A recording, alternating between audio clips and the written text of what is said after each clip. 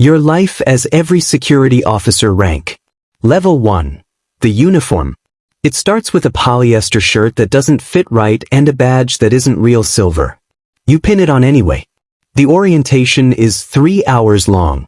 A man who looks tired reads from a laminated sheet about use of force policy and radio protocol and what to do if someone has a seizure near the entrance. You take notes. Nobody else takes notes. One guy is already asleep with his eyes open.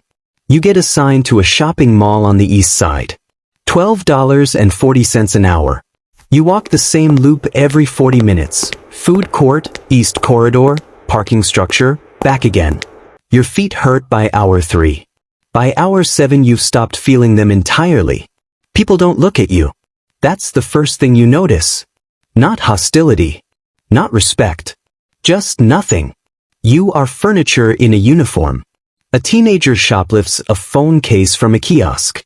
You see it. You're supposed to detain and call local PD. Instead you follow him to the parking lot and watch him get into a car. You radio it in after he's already gone. You tell yourself you were being de-escalatory. Really you weren't sure what you'd do if he ran. You still aren't. You drive home in the dark. The badge is in your pocket. You don't want to wear it in public. You tell yourself this is temporary. Level 2, post assignment. 6 months in you get a static post. A downtown office building. Lobby desk. 42 floors above you. People are making more money than you'll see in a decade. You check IDs. You sign in visitors. You watch the elevator bank. You learn the rhythms. Who comes in early? Who sneaks out for a long lunch? Which executive has a guest who isn't on any approved list but comes every Tuesday at 11 a.m. anyway? You log none of this. It isn't your job to log it. But you remember it. The building manager learns your name. That matters more than you expect. He starts asking you to do things outside your post description. Lock up the 3rd floor conference room. Hold a package for the law firm on 18. You say yes every time. Not because you're afraid to say no. Because you understand, even at this level, that visibility is currency. You get a small raise. $14 even. You feel it. You start watching the senior officers differently. How they move. What they carry. What they don't have to explain. You want what they have. You don't know yet what it costs them. Level 3, Field Supervisor. They put you in charge of 4 officers across 2 sites. Now you're the one reading from the laminated sheet. Now you're the one watching a new hire take notes while everyone else stares at the wall. You handle the scheduling. You handle the incident reports. You handle the call at 2 a.m. when the overnight officer at the warehouse site doesn't show and you have to drive 40 minutes in the dark to cover his post yourself. You stop sleeping full nights. But you also stop being invisible. Property managers know your number. When something goes wrong, they call you directly. That phone ringing is weight and status at the same time. You learn to carry both. You write up an officer for sleeping on post. He's been in the job 8 years. He looks at you like you just broke something. You file the paperwork anyway. That's the first time you feel it, the small, clean click of authority being used. You don't enjoy it exactly. But you don't feel bad either. That should probably tell you something. Level 4, Account Manager. You're not in a uniform anymore. A collared shirt with the company logo. A laptop bag. You drive between sites now instead of standing in them. You manage 6 contracts. Retail, corporate, 1 hospital campus that pays triple what the others do. You're responsible for staffing, compliance, client retention, and quarterly reviews. Numbers live in spreadsheets. People become line items.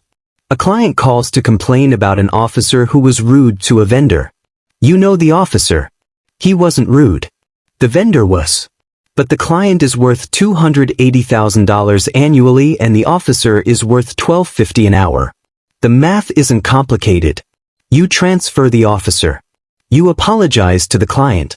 You don't look at your reflection longer than you have to that day. You're making $58,000 a year now. Benefits. A company vehicle allowance. You've also stopped remembering why you wanted this in the first place. Level 5, Director of Operations. The regional office is yours now. 14 accounts. 63 officers under your chain. A budget you didn't know was possible 6 years ago. You hire and fire. You negotiate contracts. You sit across from corporate clients in conference rooms with catered lunches and you speak their language now. Liability mitigation, workforce optimization, service level agreements. You know what those words actually mean in practice.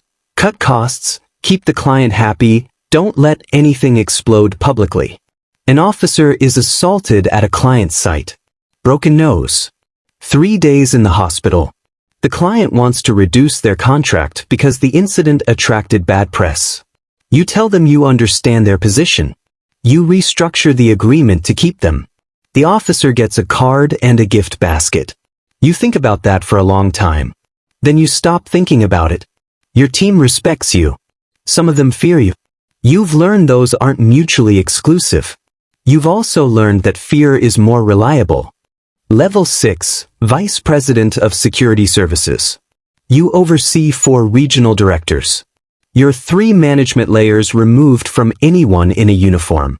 You see the numbers in aggregate now: turnover rates, liability claims, revenue per contract. Officers are data points. Incidents are risk assessments. You fly twice a month.